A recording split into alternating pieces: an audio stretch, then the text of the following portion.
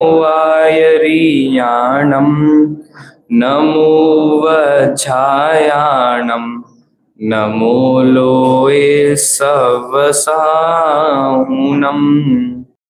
मोक्षमार्गस्य नेतारं भेतारं कर्मभूभृतां ज्ञातारं विश्वतत्त्वानां वन्दे तद्गुणलब्धये अरिहंत सिद्धाचार्य पाठक साधु है परमेष्ठिपण सब आत्मा की अवस्थाएं आत्मा ही है शरण आत्म के अहित विषय कषाय इनमें मेरी परिणति न जाए मैं रहूं आप में आप लीन सो करूं होय जो निज अधीन।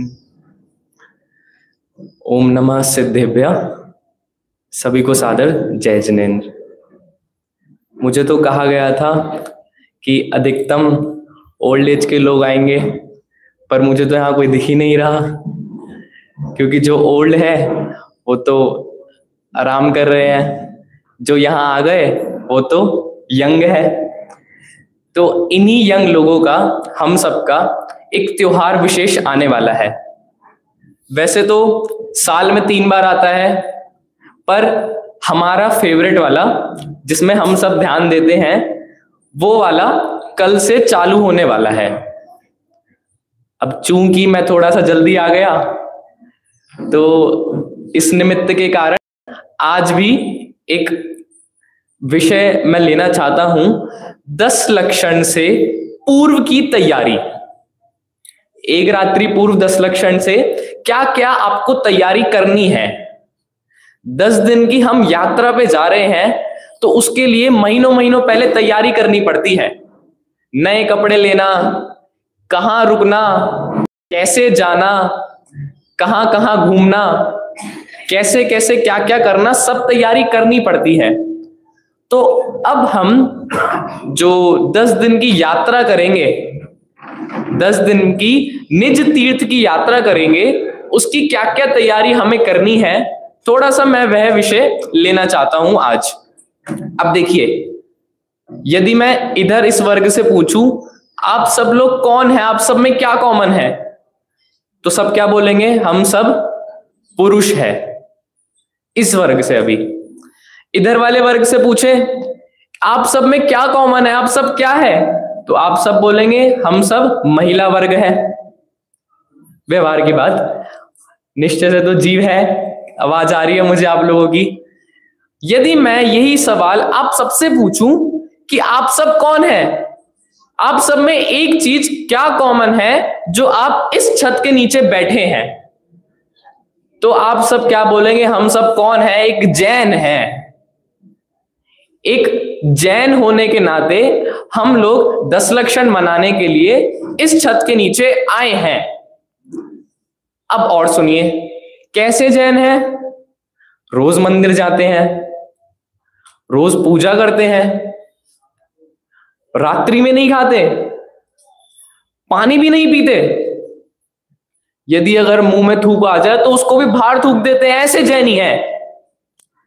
बिल्कुल पक्के जैनी है। क्या बोला मैंने, कैसे जैनी है, एक बार फिर क्या बोला, कैसे जैनी है, हो कि नहीं हो, पक्के जैनी बिल्कुल। आलू प्याज खाने में छोड़ो, मेरे तो मन में विकल्प नहीं आता। किसी को मारना, मैंने कभी उसको वचन में ही कुछ नहीं कहा। अरे वचन में छोड़ो, मैंने तो मन में भी उसकी कभी हिंसा नहीं की। इतना ज्यादा दान दिया मैंने, पर कभी भी घमंड सिर पे नहीं आने दिया। इतना पक्का जैनी मैं हूं।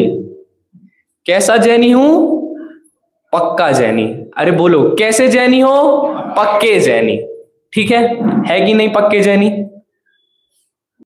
अब हम इन्हीं पक्के जैनी में, जो इन्हीं पक्के जैनियों का एक धर्म है 10 लक्षण धर्म, वह कैसा होता है, उसमें क्या करना चाहिए और हम क्या गलत कर रहे हैं। पंडित जी आप तो 20 साल के हो, हम 60-70 साल के और आप हमें बता रहे हो कि हम क्या गलत कर रहे हैं। तो इस चीज से बचने के लिए मैं साथ में लाया हूं टोडरमल जी को, कि मैं नहीं कह रहा, आप टोडरमल जी की बात सुनो। जिनके पास ग्रंथ है वे खोल सकते हैं, पेज नंबर 220। हाँ, आप यही वाला प्रकरण, मोक्षमार्ग प्रकाशक ग्रंथ 7वें अधिकार का यह प्रकरण, जिसमें निश्चय और व्यवहाराभासी की बात की गई है। हाँ, आप सबको ऊपर रेड कलर की पंक्ति दिख रही है? एक बार सब साथ में पढ़ेंगे उसको, एक साथ, 1 2 3 स्टार्ट।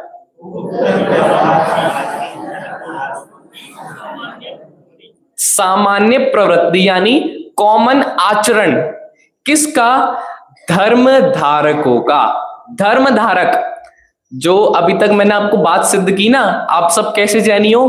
पक्के जैनी, यानी धर्म को धारण करते हो। आपके आचरण से पता लगता है आप जैनी हो।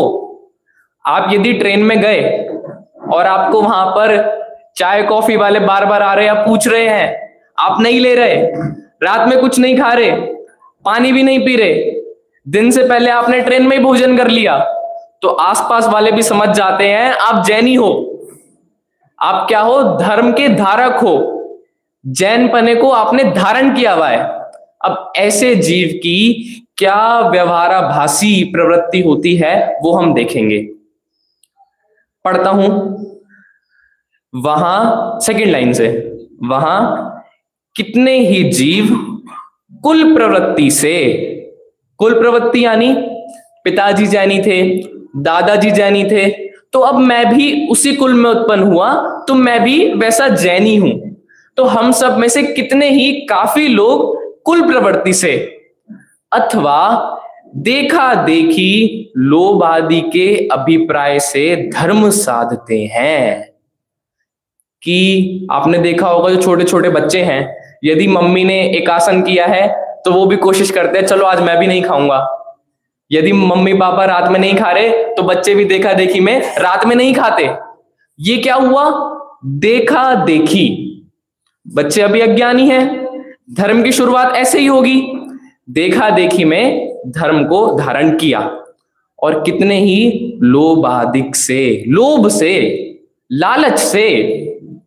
अब जैसे मैं दिल्ली से हूं, तो वहां पर यदि किसी को धर्म में लगाना हो तो उसको लोभ देना पड़ता है। कैसा लोभ? बेटा व्रत कर ले, तेरा ना वेट कम हो जाएगा, तेरा वेट जो ज्यादा बढ़ा हुआ है ना कम हो जाएगा, ऐसा लालच देना पड़ता है। या कुछ और, बेटा मंदिर जाया कर, पूजा किया कर, तो तेरे साथ अच्छा अच्छा होगा। यहां पे 3 चीज आई, कुल प्रवृत्ति से जैनी, देखा देखी से जैनी, और लोभ से जैनी जो हुए हैं वो धर्म को साधते हैं। अब देखो टोडरमल जी क्या लिख रहे हैं, उनके तो धर्म दृष्टि नहीं है। अरे कैसी बात कर रहे हो? मंदिर जा रहे हैं, पूजा कर रहे हैं, प्रक्षाल कर रहे हैं, आलू नहीं खा रहे, प्याज नहीं खा रहे, रात में नहीं खा रहे, फिर भी टोडरमल जी क्या लिख रहे हैं? उनके तो क्या नहीं है? धर्म दृष्टि नहीं है। धर्म दृष्टि क्या है? दृष्टि शब्द सुन के कुछ ख्याल में आ रहा है? सम्यक दर्शन, सम्यक दृष्टि, सम्यक श्रद्धा नहीं है। अभी व्यवहार से तो आचरण पालन हो रहा है, पर अभी कमी कहां पे आई है? अपने भाव को नहीं समझा, अभी सिर्फ आचरण किया है। मैंने ये विषय इसलिए लिया है कि हम 10 लक्षण में कहां भूल कर रहे हैं, आप अपने आप देखिएगा। टोडरमल जी की बात कर रहे हैं, यहां पर वो अलग अलग तरह की क्रियाएं बताएंगे, वो सारी क्रिया हम करेंगे। अब उन सारी क्रियाओं में कहां भूल हो रही है आप सब अपनी अब देखिएगा। देखिए, यदि दिख रहा है आप सभी को? हाँ, यदि भक्ति करते हैं, 10 लक्षण में भक्ति तो करेंगे ही बढ़िया। जब पूजन होगा, विधान होगा, उसके बीच में भी भक्ति करेंगे। बीच में आधे घंटे का गैप भी है, 4:30 से 5 का, उसमें भी भक्ति करेंगे। और शाम को भी जिसका चित्त लगे तो भोजन के बाद अपनी भक्ति भी करेंगे। भक्ति तो ऐसी चीज है हम नित्य ही करते हैं। सुनना अब ध्यान से, यदि भक्ति करते हैं तो चित्त तो कहीं है, दृष्टि घूमती रहती है, मुख से पाठ आदि करते हैं, वह नमस्कार आदि करते हैं, परंतु यह ठीक नहीं है। भाई पाठ कर रहे हैं, मुख से तो भक्ति कह रहे हैं, मुख से तो पाठ कर रहे हैं, पर दृष्टि कहीं और है, विचार कहीं और है, मन कहीं और है। क्या लिख रहे हैं? मैं कौन हूं, किसकी स्तुति करता हूं, किस प्रयोजन के अर्थ स्तुति कर रहा हूं, मैं क्यों कर रहा हूं, पाठ में क्या अर्थ है, सो कुछ पता ही नहीं है। टोडरमल जी लिख रहे हैं ये बात कि यदि आप लोग भक्ति कर रहा है कोई और भक्ति में ध्यान ही नहीं है, मैं कौन हूं, आया कहां से और मेरा रूप क्या, ऐसी पंक्ति आने पर भी यदि चेहरे पर मुस्कुराहट है तो मुझे तो लगता है ये सही भक्ति नहीं है। कितनी सुंदर भक्ति है। अशरीरी सिद्ध भगवान आदर्श तुम ही मेरे। हमारी कईयों की प्रिय निश्चय भक्ति है, निश्चय नए से अविरुद्ध शुद्ध चिद्घन, कितनी सुंदर भक्ति है। पर जो इस भक्ति का मूल प्रयोजन है वो क्या है, कौन सी पंक्ति है? आदर्श तुम ही मेरे। सिद्ध भगवान की नहीं कर रहा, मुझे आप जैसा बनना है, ये अर्थ आया कभी ख्याल में? यदि ऐसा अर्थ आया बिल्कुल तो सच्ची भक्ति हो गई, यदि नहीं आया तो टोडरमल जी ने ऊपर क्या लिखा, उनको तो धर्म दृष्टि नहीं है।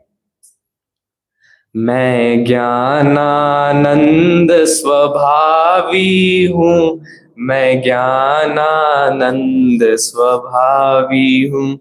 ये कहते हुए कभी ज्ञानानंद स्वभावी अपनी आत्मा का अनुभव, अपनी आत्मा के बारे में यदि विचार आया तो वह भक्ति सच्ची है। परंतु यदि उस समय भी आया कि कब खत्म होगी, थोड़ी बैंड बाजे वालों के साथ थोड़ी ढोल वाली भक्ति करो, थोड़ी नृत्य वाली भक्ति करो, तब तो समाज को मजा आए, आप लोग ऐसे वैराग्य भक्ति कर देते हो, हमें मजा ही नहीं आता। यदि ऐसा चित्त में ख्याल आया तो टोडरमल जी ने क्या लिखा, उनके तो धर्म दृष्टि नहीं है। तो यदि हम 10 लक्षण में भक्ति करेंगे तो क्या चित्त में लाना है, मैं कौन हूं, किसकी स्तुति करता हूं और क्या प्रयोजन है मेरी स्तुति का, इस पाठ का क्या अर्थ है, ये ख्याल में हो तब ही सच्ची भक्ति है। अब आप लोग अपने मन में ही विचारिएगा, आप लोगों ने इतने समय से भक्ति की, कब कब आपने बिल्कुल सच्ची भक्ति की, कब कब आपने बिल्कुल पक्की भक्ति की। सुनना अभी ध्यान से, 2 शब्द बोले हैं मैंने, सच्ची भक्ति और पक्की भक्ति। और इससे पहले हम लोग कैसे जैन थे? पक्के जैन। हम लोग पक्के जैन हैं, हम लोग पक्की भक्ति करते हैं। यदि हमें सच्ची भक्ति करनी है तो हमें कैसा जैन बनना है? सच्चा जैन। इसकी भी बात करेंगे, ये चीज आप ध्यान में रखिएगा, ठीक है। पक्की भक्ति कैसे? नियम लेकर रोज पक्का इस टाइम पे मैं आता हूं और भक्ति करता हूं, नियम है मेरा, ये वाली भक्ति करता हूं, ऐसी मैं भक्ति रोज करता हूं, पक्की भक्ति मेरी हो गई, ठीक है। ये रहा भक्ति का प्रकरण। अब देखो आगे, तथा कदाचित कुदेव आदि की भी सेवा करने लग जाता है। वहां सुदेव गुरु शास्त्र आदि व कुदेव गुरु शास्त्र आदि की विशेष पहचान नहीं करता है। इसके लिए मैं बहुत अच्छा एक भजन लाया हूं। तुमसे लागी लगन पारस प्यारा, मेटो मेटो जी संकट हमारा। बहुत चलती है हमारे यहां तो दिवाली पर, हे पारस प्रभु मेरा संकट मेटने वाले तो आप ही हो। यदि मैंने ऐसा ही मान लिया कि पारस प्रभु आएंगे और मेरा संकट मिटाएंगे, तो मैंने उनको स्वरूप ही सच्चा नहीं समझा, तो मेरे पारसनाथ सुदेव नहीं रहे, मेरे पार्श्वनाथ प्रभु कैसे हो गए इस समय मेरे ही कारण कुदेव, क्योंकि मैंने उनका ही स्वरूप गलत समझा। और इस भक्ति का जो ये भजन अभी लिया, इसकी इंपॉर्टेंट लाइन तो हम गौन ही कर देते हैं, ये भी नहीं है। तुमसे लागी लगन, तो पार्श्वनाथ भगवान क्या कर रहे हैं, ले लो अपनी शरण। यदि ये वाली लाइन हमने समझ ली, ले लो किसकी शरण, अपनी शरण, सब आत्मा की अवस्थाएं आत्मा ही है शरण, ये इस भक्ति का मूल प्रयोजन है। यही जो टोडरमल जी ने ऊपर लिखा ना, किस प्रयोजन से स्तुति कर रहे हो ये तो ध्यान में रखो, किस प्रयोजन से भक्ति की है ये तो आप चित्त में लाओ, तभी आपकी क्या होगी, सच्ची भक्ति होगी। ठीक है, भक्ति का प्रकरण आप सबको समझ आया। चलिए आगे चले क्या। हाँ, तथा यदि दान देता है, अब जैन तो फेमस ही इसलिए ही है दान देने के लिए, बाकी और जो अन्य धर्म वाले हैं वो भी बात करते हैं यदि दान देना है तो जैनियों जैसा दान दो। ऊपर कीजिए, ऊपर, हाँ यहीं पे थोड़ा नीचे देखिए, यदि दान देता है तो पात्र अपात्र के विचार रहित, हाँ किसके विचार रहित, पात्र और अपात्र, किसको दान देना चाहिए, कहां दान नहीं देना चाहिए, यह है पात्रता और अपात्रता का विचार। घबराइए नहीं, ये नहीं समझाऊंगा आपको, क्योंकि इतने तो हम बैठे हैं विवेकी कि हमें पता है पात्र और अपात्र कौन है, परंतु जैसे अपनी प्रशंसा हो वैसे दान देता है। मुख्य यहां पे टोडरमल जी ने क्या कहा, अपनी प्रशंसा हो। कहीं पे यदि 1000 लोग हैं, वहां यदि दान दिया जाए तो 1000 लोगों को मेरा नाम पता चलेगा, मेरी प्रशंसा होगी। परंतु किसी गांव के किसी छोटे से मंदिर में, वहां सचमुच यदि जरूरत है परंतु वहां कोई प्रशंसा करने वाला नहीं है, वहां पता नहीं चलेगा कि मैंने दान दिया है, तो वहां पर वह जीव, वहां पर वह पुरुष दान नहीं देता। तो यदि आपका दान प्रशंसा के लिए हो रहा है तो टोडरमल जी ने क्या लिखा, उनके तो धर्म दृष्टि नहीं है।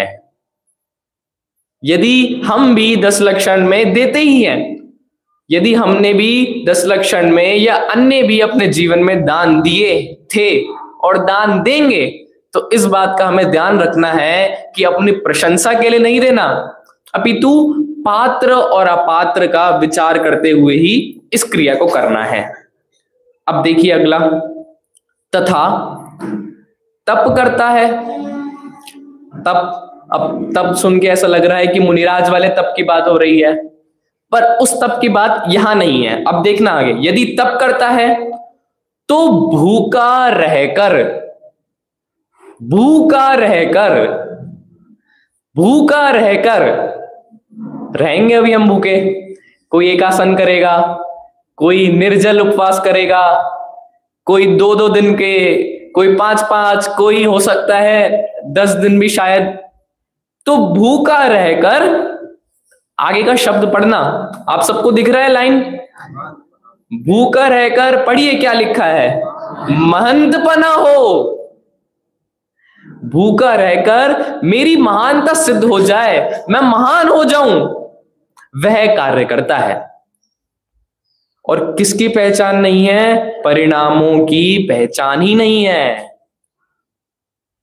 क्योंकि इस विषय को इसलिए ही लिया है, ये हम करने वाले हैं। अभी हम उपवास भी करेंगे, हम अनशन भी करेंगे, अवमोदर्य भी करेंगे, हम सब करेंगे, भूखे रहेंगे, पर इसके पीछे यदि प्रयोजन महंतपना हो, ऐसा है तो टोडरमल जी ने सबसे ऊपर क्या लिखा, उसके तो धर्म दृष्टि नहीं है। भूखे रहने पर हमें किस चीज पर ध्यान देना है? परिणामों पर। परिणाम तो नहीं बिगड़ रहे।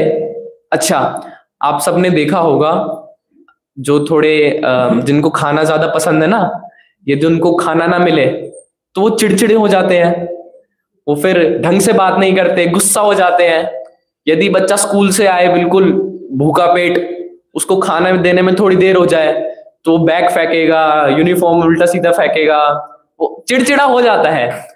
अब काम करके आए, पूरा सुबह से निकले हुए, शाम को काम करके अपने बिजनेस से, अपनी जॉब से आए, शाम को खाना मिलने में थोड़ी देरी हो जाए कि अभी रुक जाओ गरम गरम बन रहा है, फिर 15-20 मिनट लगेगी, तो उतने में ही थोड़ा चिड़चिड़ापन हो जाता है कि पहले से तैयार रखना चाहिए था, तुम्हें पता है मैं इस समय पर आता हूं, तो पहले से तैयारी रखो। यदि भूखे रहने पर आपके परिणाम बिगड़ते हैं ना, तो आप व्रत मत रखिए, तो आप उपवास मत करिए, तो आप अनशन मत करिए, क्योंकि भूखे रहने में धर्म नहीं है, परिणामों के ना बिगड़ने में धर्म है। भूखे तो राह चलते कुत्ते बिल्ली भी रहते हैं।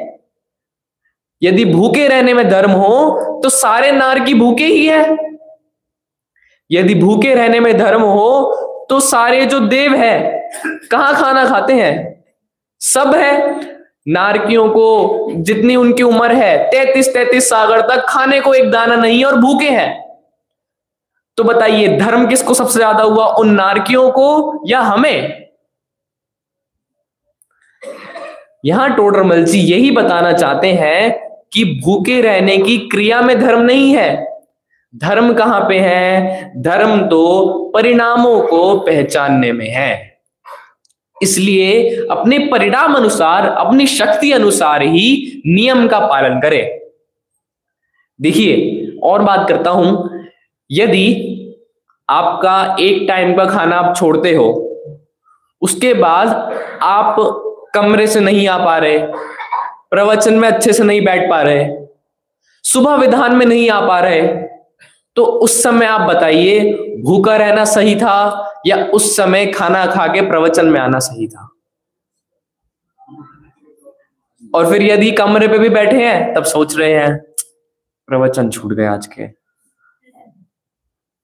तब भी परिणाम सुधरे थोड़ी है। तब भी परिणामों में जो चंचलता आ रही है वह धर्म नहीं हो सकता। एक बात मैं 200 दिन बोलूंगा, बिल्कुल ये लाइन आप याद रखिएगा, जिस क्रिया से, जिस काम से मेरे परिणाम बिगड़ते हो वो काम मेरे जैन धर्म का हो ही नहीं सकता।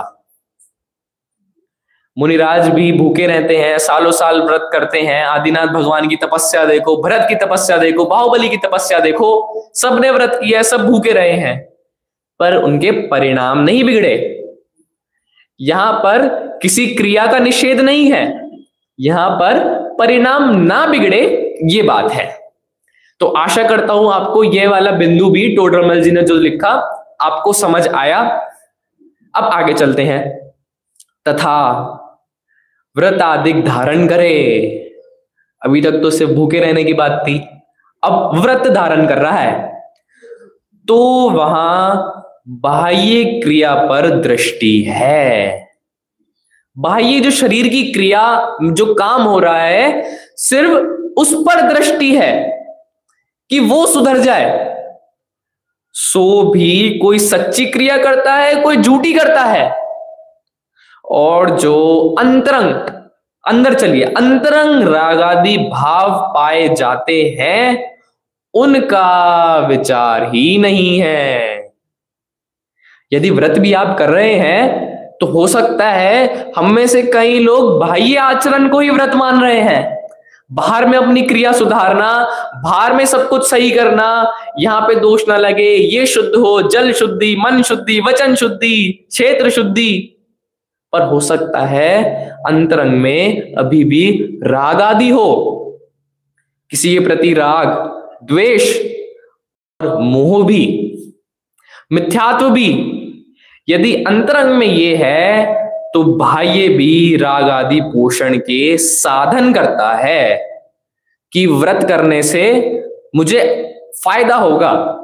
अब जब मैं व्रत समझाता हूं ना, किसी को पुण्य समझाता हूं, तो उसके लिए बहुत अच्छा वर्ड अब आने लगा पुण्य के लिए, इन्वेस्टमेंट।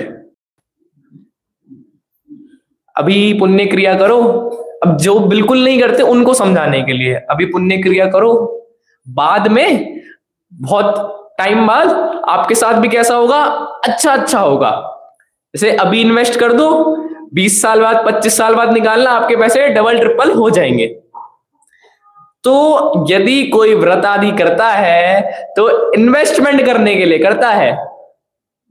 उसके लिए टोडरमल जी ने क्या लिखा, राग आदि के पोषण के साधन इकट्ठे हो जाए। अभी व्रत करूं तो देवगति मिल जाए। व्रत चलते हैं ऐसे। एक बार मैं एक जगह गया, वहां पर कराया भक्तामर विधान। तो भक्तामर विधान किसी महाराज जी ने वहां लिखा था। अब सारे जो छंद थे भक्तामर के, सब छंद के नीचे एक अर्घ था। अर्घ समझ गए आप लोग। अब उस अर्घ में लिखा था कि इस छंद को पढ़ने से क्या होता है। जैसे ओम ह्रीम श्रीम, ये वाला श्लोक, सर्प भय विनाशनाय अर्घ्यम निर्वपामति स्वाहा, सिंह भय विनाशनाय अर्घ्यम निर्वपामति स्वाहा। चलो ये तो मैं थोड़ा बहुत ठीक है, तो चलता ही है। फिर एक आया, स्वर्ग सुख प्राप्त है अर्घ्यम निर्वपामति स्वाहा। मैंने कहा ठीक है, स्वर्ग सुख भी कोई बड़ी बात नहीं है। फिर एक आया, मोक्ष सुख प्राप्त है अर्घ्यम निर्वपामति स्वाहा। एक अर्घ को पढ़कर हमने मोक्ष सुख को प्राप्त कर लिया, ऐसी वहां भावना भाई गई है। यदि हमारा व्रत, यदि हमारी कोई भी क्रिया किसी लोभ के वश मेरा कुछ राग साधन हो जाए, मेरे साधन इकट्ठे हो जाए, उसके लिए यदि कर रहे हैं तो वह व्रत नहीं है। और फिर वो लोग भी भक्तामर विधान इसीलिए ही करते हैं। मेरे जो कष्ट है, मेरी जो पीड़ा है, मुझे जो समस्या हो रही है, और एक श्लोक था पेट की बीमारी सही कर हो जाए, एक था कि बुद्धि बढ़ जाए। तो ये बहुत चलते हैं, और वहां पर उनका प्रयोजन क्या है, सिर्फ उस छंद को पढ़कर कि ये समस्या मेरी सॉल्व हो जाए, ये जो मुझे संसार की जो समस्या है ना वो मेरी सॉल्व हो जाए। आप लोगों ने इष्टोपदेश ग्रंथ का नाम सुना है? गुरुदेव श्री के प्रवचन भी है हमारे स्मारक में, अभी गुरुदेव श्री के इष्टोपदेश पर ही प्रवचन चल रहे हैं। तो अभी उसमें छंद आया, तीसरा छंद, यत्र भावा शिवम दत्ते द्योकीय दूरवर्तनी योन्यत्याशु गव्योतिम क्रोशार्दे किम ससीदति, चौथा श्लोक। उसमें ऐसा भाव बताया गुरुदेव श्री ने, जो परिणाम, जो भाव, जो क्रिया, अरे जो धर्म आपको मोक्ष सुख दे सकता है, तो वो धर्म क्या आपको स्वर्ग सुख नहीं दे सकता?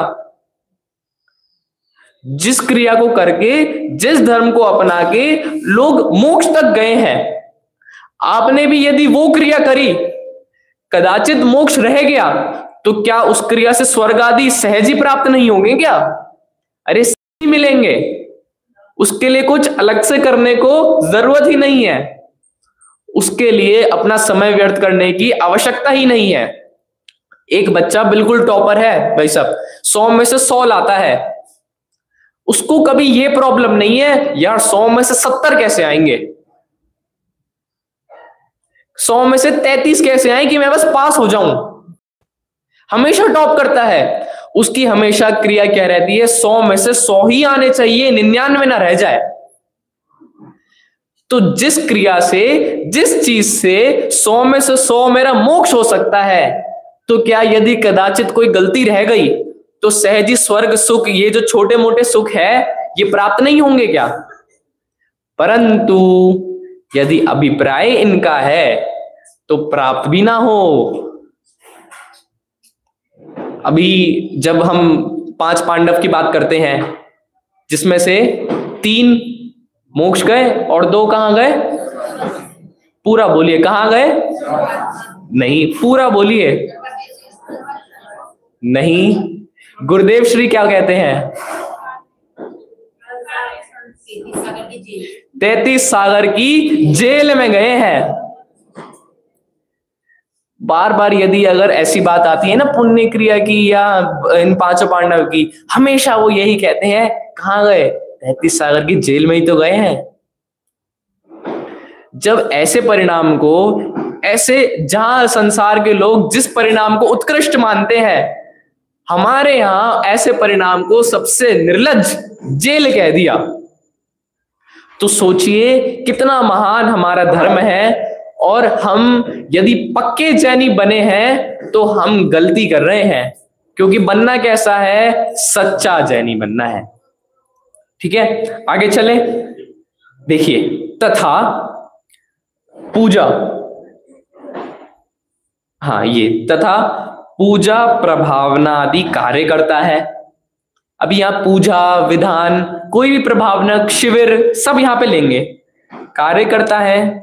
तो वहां जिस प्रकार लोक में बढ़ाई हो, पहले लिखा प्रशंसा, फिर लिखा महंतपना, अब यहां लिख रहे हैं लोक में बढ़ाई हो, वह विषय कषाय का पोषण हो, उस प्रकार कार्य करता है।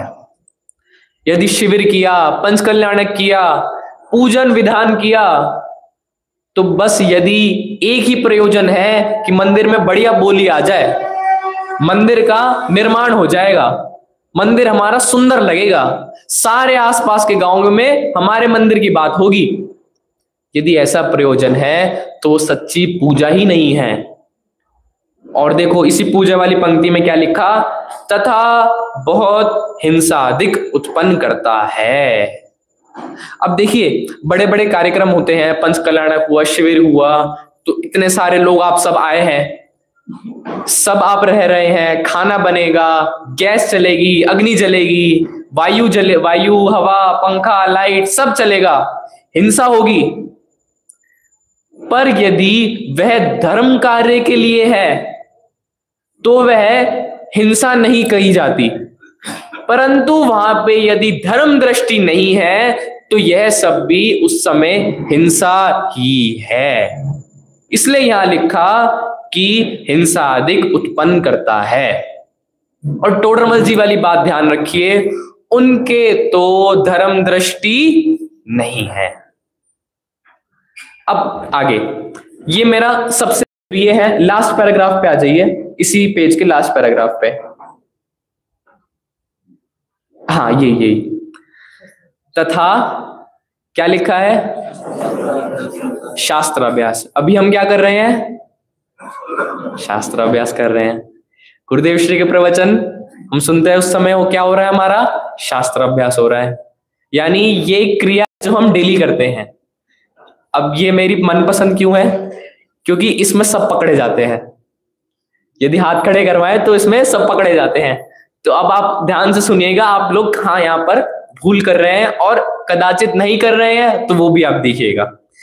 तथा शास्त्राभ्यास करता है तो वहां पद्धति रूप प्रवर्तता है कि 2:30 बज गया, कुछ नहीं है, 2:30 बजे टाइम टेबल फिक्स है, गुरुदेव श्री के प्रवचन चलेंगे तो वहां जाना है, ये पद्धति है, तो कर रहा है। मेरे मम्मी पापा, मेरे ऊपर से पूर्वज लोग करते आ रहे थे, ये पद्धति चली आई है, हमें तो प्रवचन सुनना है, शास्त्राभ्यास करना है, तो कर रहा है। अब सुनना आगे, यदि वाचता है, वाचन यानी पढ़ना, मैंने सुना कि तत्वार सूत्र का वाचन होता है शायद, है ना? सुनिएगा, यदि वाचता है तो औरों को सुना देता है, यदि पढ़ता है तो आप पढ़ जाता है बस, या तो दूसरों को सुना दिया या क्या किया, पढ़ गया बस खुद। सुनता है तो जो कहते हैं वह सुन लेता है। भाई तत्वार सूत्र का वाचन चल रहा था, हम आगे बैठ गए, तो कोई सुना रहा है तो बस सुन लिया, परंतु जो शास्त्राभ्यास का प्रयोजन है, जो उसके पीछे मुख्य प्रयोजन है, उसे आप अंतरंग में नहीं अवधारण करता। सिर्फ बाहर में सुन लिया, वाच लिया, कह दिया, पर अंतरंग में अवधारण नहीं किया। जब भी शास्त्राभ्यास की महिमा का मुझे विषय लेना ही है एक दिन में, परंतु जब भी शास्त्राभ्यास की बात आती है, हमसे उसको पढ़ना ही मात्र समझते हैं। यदि मैं कहूं कि आप अभी प्रवचन हो जाएगा, उसके बाद आप बाहर जाएंगे, तब भी आप शास्त्राभ्यास कर रहे हैं, तो आप लोग नहीं मानेंगे। यदि मैं कहूं आप लोग सोने से पहले लेटे लेटे भी शास्त्राभ्यास कर सकते हैं, तो भी आप नहीं मानेंगे।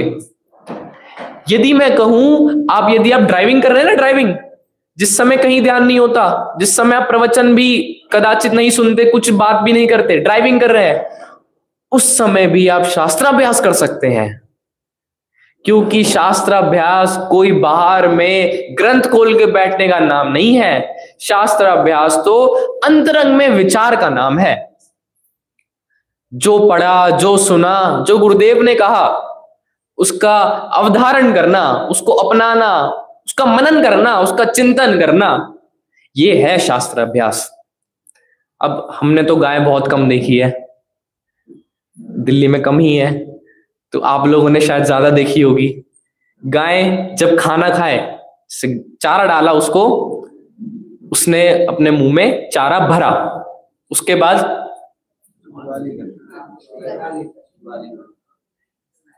बिल्कुल उसको अच्छे से चबाना, बिल्कुल अच्छे से, जब तक वो बिल्कुल सूख ना जाए, जब तक उसका सारा रस ना अपने अंतरंग में आ जाए, तब तक उसको वो चबाती रहती है। वैसे ही अभी आप यहां प्रवचन में आए, गुरुदेव श्री के प्रवचन में आए, आपने चारा मुंह में रखा, अब पूरे दिन क्या करना है? गुरुदेव श्री ने ऐसा क्यों कहा था?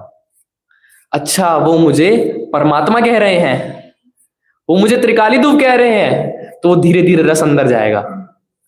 जब तक जुगाली नहीं होगी, आपने शास्त्राभ्यास ही नहीं किया, आप बस कथा सुनकर चले गए। पंडित जी की शैली बड़ी अच्छी है, प्रवचन में उदाहरण बड़े अच्छे देते हैं। क्या विषय था, सच्चे जैन बनना है, पक्का जैन नहीं बनना। परंतु यदि इसका मुख्य प्रयोजन जो त्रिकाली ध्रुव, जो व्यवहाराभास को हटाकर निश्चयाभास की ओर लेके जाना है, यदि वो प्रयोजन नहीं समझा, तो क्या नहीं हुआ? टोडरमल जी की भाषा, उनके तो धर्म दृष्टि नहीं है। ये शास्त्राभ्यासी जो हम लोग हैं, कितनी बात आ गई, भक्ति की बात, दान की बात, तप की बात, व्रत, और अंत में शास्त्राभ्यास को भी नहीं छोड़ा। ये 5 चीजें हम पूरे 10 के 10 दिन करेंगे, और टोडरमल जी कहां कहां हमारी इनमें भूल बता रहे हैं, ये हम सबने देखा। अब देखो, नेक्स्ट पेज पे आ जाइए। कितने तो जिस प्रकार कुल में बड़े प्रवर्तते हैं, उसी प्रकार हमें भी करना है। कुल में बड़े लोग, दादाजी दादी जी जिस प्रकार कर रहे हैं, घर वाले जैसे कर रहे हैं, वही। अब ये उपसंहार की बात आ रही है, कॉमन बात। कुल में बड़े लोग जैसे कर रहे हैं ना, उसी प्रकार हमें भी करना है। अथवा दूसरे करते हैं, वैसे हमें भी करना है। वह ऐसे करने से हमारे लोभादि की सिद्धि होगी। फिर से कहां प्रयोजन आया? लोभ की सिद्धि इत्यादि विचार सहित अभूतार्थ धर्म को साधते हैं। यानी अगर मेरा चित्त लोभ की तरफ है, लोभ के वश होकर मैं कुछ काम कर रहा हूं, तो वह धर्म कैसा है? अभूतार्थ है, वह वास्तविक धर्म ही नहीं है। अभी मैं अपने साथ आत्मानुशासन ग्रंथ भी लाया हूं। देखिए, आत्मानुशासन ग्रंथ में 15वां श्लोक मैं पढ़ता हूं, क्या लिखा है। जैसे पाषाण और मणि, पाषाण यानी जिसकी प्रतिमा होती है ना अपने, व्हाइट पत्थर, पाषाण, और एक तरफ मणि। दोनों ही कैसी जाति है? पत्थर की जाति है। पर पाषाण का भार ज्यादा है, मणि कैसी है? हल्की। और कीमत किसकी ज्यादा है? पाषाण का भार ज्यादा है, मणि का भार कम है। और कीमत किसकी ज्यादा है? मणि की। अब देखना, ये उदाहरण से तैसे मिथ्यात्व और सम्यक्त्व सहित क्रिया है, इनकी जाति एक ही है, दोनों जैनी है। मिथ्यात्व वाला क्रिया वाला भी जैनी है, सम्यक के साथ क्रिया करने वाला भी जैनी है। मिथ्यात्व सहित क्रिया का बहुत भार है और सम्यक सहित क्रिया किंचित भी भार नहीं है और महिमा योग्य है। यदि मिथ्यात्व के साथ क्रिया कर रहा है तो बहुत भार उठा रहा है। कब 10 दिन खत्म होंगे? अरे जल्दी खत्म हो 10 दिन। अब जब ये 10 दिन आते हैं तब दिन गिनने लगते हैं। 9 days left, 8 days left, 7 days left. किसके? अरे बाहर खाएंगे उसके बाद जाके। 6 days लेफ्ट। किसके? अरे अभी थोड़ा कम चटपटा बन रहा है, 3 हरी करिए तो नींबू नहीं डाल पा रहे ऊपर से। यदि ऐसा मिथ्यात्व सहित क्रिया कर रहा है तो उसके सर पर बहुत है। कितना भार है? अनंतानुबंधी भार है। अनंत पदार्थों के लिए उसका भार है। और यदि सम्यक के साथ क्रिया कर रहा है तो उसका कौन सा भार चला गया? अनंतानुबंधी भार चला गया। और इतना हल्का होकर कैसे 10 दिन गए? अरे 10 दिन छोड़ो, ये 10 दिन तो धर्म सीखने के हैं। उत्तम क्षमा पे क्षमा सीख लिया, अब पूरे साल भर उत्तम क्षमा को फॉलो करना है। 10 लक्षण में धर्म के 10 लक्षण सीख लिए, ये हमारी क्लास हो गई। अब प्रैक्टिकल करना है कब? पूरे साल भर। अच्छा, आप सबके पास फोन है क्या? सबके? कैसा सवाल पूछ रहा हूं मैं भी। सबके पास फोन है ना? अब पूरा दिन फोन चलाना है तो चार्ज कितनी देर करना है? 1 घंटा, 1.5 घंटा। और फिर चलाएंगे उसको कितना? 24 घंटे। अब ये 10 दिन क्या है? चार्जिंग के दिन है। इस 10 दिन में आप सब अपनी अपनी बैटरी चार्ज कर लीजिए और फिर इसको अपनाना कब है? पूरे साल भर। पूरे साल भर क्यों कह रहा हूं? क्योंकि फिर 10 लक्षण आ जाएंगे, फिर बैटरी चार्ज हो जाएगी, फिर अपना लेना। इस प्रकार से हमारे 10 धर्म के लक्षण, ये जो इनका स्वरूप है, हमें इनको समझकर इनकी सही प्रवृत्ति हमें करनी है। ये टोडरमल जी का ये विषय लेने का मेरा एक ही प्रयोजन था कि यदि थोड़ी भी भूल हो रही है, थोड़ी भी हो रही है, तो मल ही है। कुर्ते पे यदि दाल का एक छोटा सा बूंद आ जाए तो भी है तो वो गंदगी ही है, तो वो मल ही। वैसे ही यदि हमारे आचरण पे, हमारे धर्म के जो हम क्रियाएं करेंगे उस पर थोड़ा सा भी यदि मल आता है तो वह भी उचित नहीं है, परंतु अपना अभिप्राय सुधार कर, परिणामों को रोककर अपना सारा मल रोक सकते हैं। अब जो यहां बात बार बार प्रशंसा, आत्म प्रशंसा, लोभ की आ रही थी, एक उदाहरण से अपनी बात को अंत करूंगा। एक मॉल था। मॉल क्या था? एक किस चीज का मॉल था? क्या मिलता है उस मॉल में? वो मॉल था पतियों का मॉल। जाओ, जाकर अपने पसंद का पति खरीद लो, आ जाओ। ठीक है। अब उस मॉल का एक नियम था, यदि आप पहले फ्लोर से ऊपर वाले फ्लोर पे जा रहे हो तो आप नीचे वाले फ्लोर पे वापस नहीं आ सकते।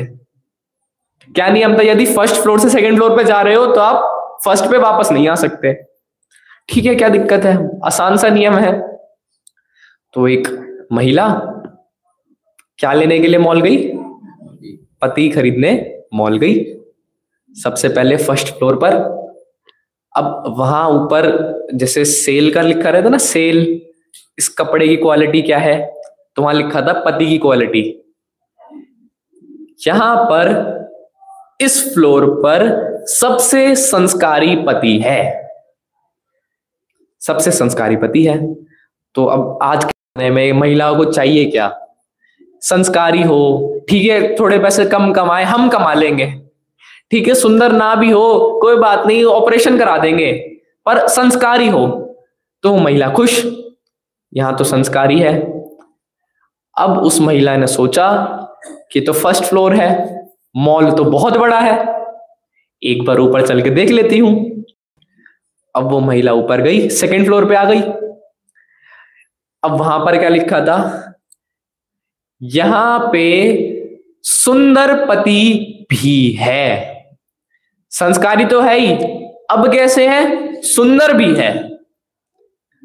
ये तो बहुत बढ़िया बात हो गई। पहले तो संस्कारी ही थे, अब कैसे पति है? सुंदर भी है और संस्कारी भी है। उस महिला के मजे आ गए। ठीक है, थोड़े से एक बार में एक्स्ट्रा पैसे देके एक बार में अच्छा पति ले लेते हैं। अब उन्होंने ढूंढा ढूंढा ढूंढा, फिर विचार आया मॉल तो बहुत बड़ा है, एक बार और ऊपर चलते हैं। अब ऊपर गई, वहां पर लिखा यहां पर सुंदर, संस्कारी प्लस बड़े पैकेज वाले पति मिलते हैं, जिनका क्या है, बड़ा पैकेज है। अब महिला और ज्यादा खुश, सुंदर भी, संस्कारी भी और पैकेज भी बढ़िया। ढूंढा ढूंढा, फिर उन्हें फिर क्या याद आ गया? मॉल तो बहुत बड़ा है। उसने क्या सोचा, एक फ्लोर और चढ़ते हैं। अब वो एक फ्लोर और ऊपर चढ़ी, वहां लिखा ऐसे लोगों के लिए कोई पति कहीं नहीं है।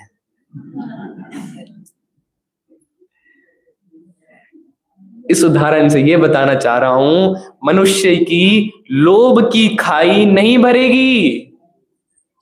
यही आत्मानुशासन ग्रंथ जो लिखा है, इसमें गुणभद्राचार्य लिखते हैं, मनुष्यों की आशा लोभ की खाई कितनी बड़ी है कि अगर पूरा 3 लोग भी उस खाई में गिर जाए तो भी एक कण बराबर है। तो हमारी लोभ की, हमारी लालच की मनुष्य भव में कोई सीमा नहीं है, कोई सीमा नहीं है। अब एक उदाहरण बहुत चलता है, उदाहरण क्या, एक सूक्ति बहुत चलती है कि बेटा आपके घर के बगल में यदि झोपड़ी हो और इस बगल में यदि बंगलो हो तो कहां झांकना? झोपड़ी में झांकना, क्योंकि वहां उसके आप कम चीज देखकर आप खुश होंगे। आप बंगलों में झांकोगे तो आप दुखी होंगे। क्यों है ये पंक्ति? कि दूसरे की देखा देखी में बार बार लोभ, बार बार लालच, इच्छा बहुत जागती है, और यही इच्छा, यही लालच, इन्हीं राग द्वेष का अभाव हमें इन 10 दिनों में करना है।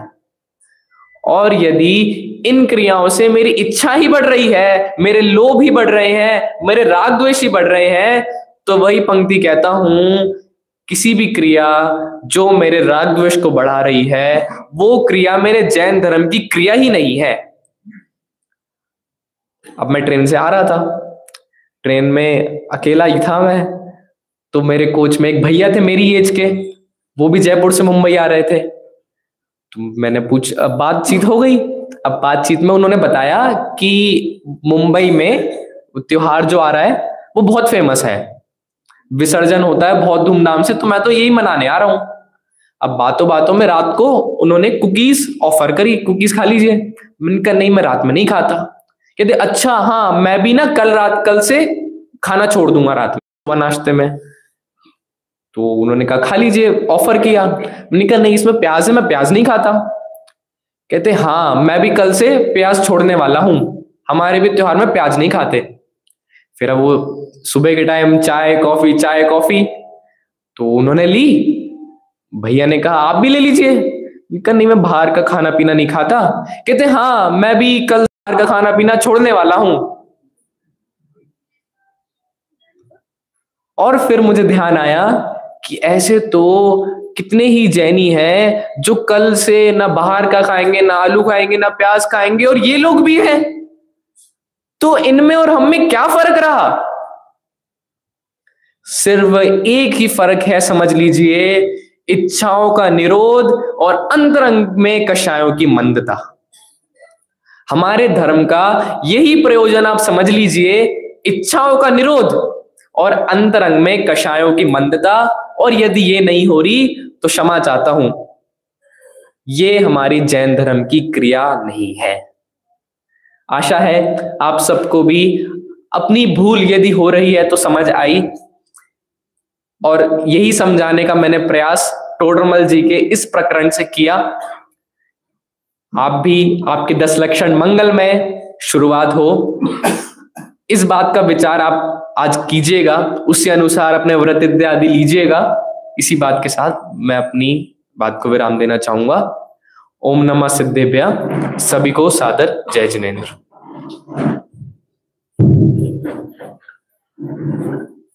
हेलो।